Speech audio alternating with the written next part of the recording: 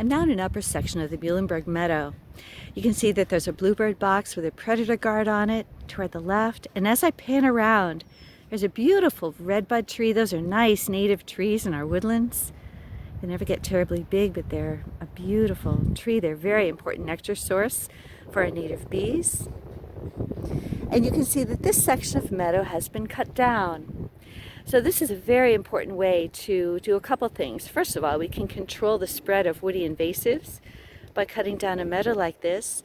And it also keeps a meadow in a meadow stage and does not allow succession to take place.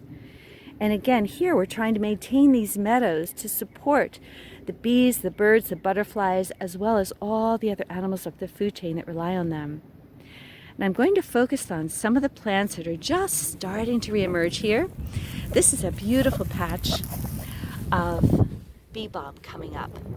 Nice native wildflower. All the wildflowers here that were planted by the Muhlenberg Botanical Society are native wildflowers.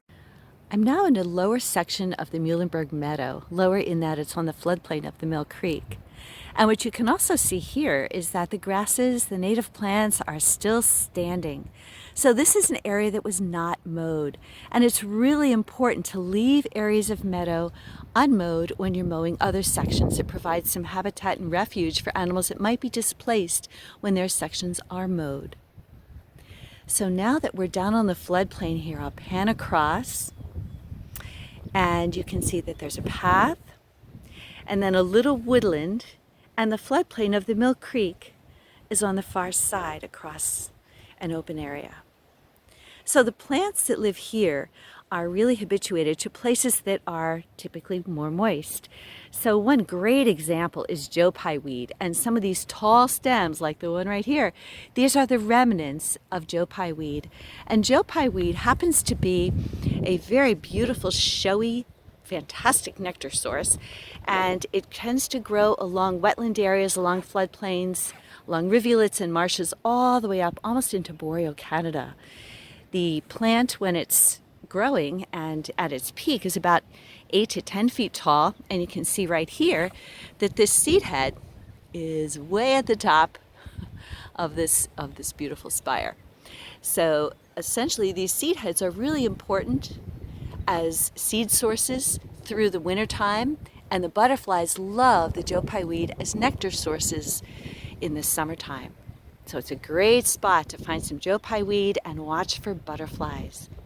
So these standing sections of meadow are really important habitat year-round for the critters that take advantage of this. I'm now in another upland section of the Muhlenberg Meadow, and here you can see this is also an area that's been standing through the winter time. Some of the flowers along this area tend to be things like some of the mountain mints and goldenrods that are happy in some slightly drier conditions.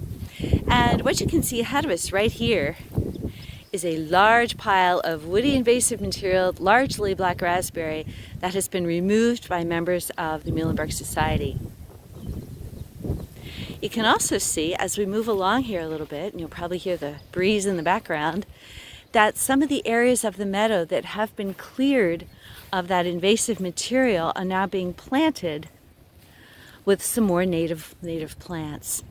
So basically, the mission of the Muhlenberg Society here has been to create and maintain these beautiful meadows with native plants, native wildflowers, again, to nourish the bees, the insects, other insects, butterflies, and the birds, and again, support the mammals that rely on that as well. And I'm obviously out here in a breezy day, and this happens to be Friday, April 16th, but I just wanted to show you some of the beauty that the meadow actually has in all times of year. These are what we call winter weeds, and you can see this is the remains of the evening primrose. It blooms beautifully in the summertime and has these fairly robust seed pods that will linger through the winter time. So that's one of the joys of visiting the meadows at any time of year. Something else that we can see is mountain mint.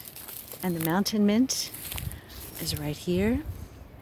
And you can see that these are, again, the seed heads remaining. Mints are very, very important as pollinator plants, because each one of these little holes in here is a little individual flower, and they tend to open in succession.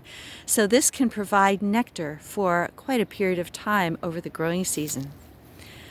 You can again see in the background another pile of black raspberry that has been laboriously removed.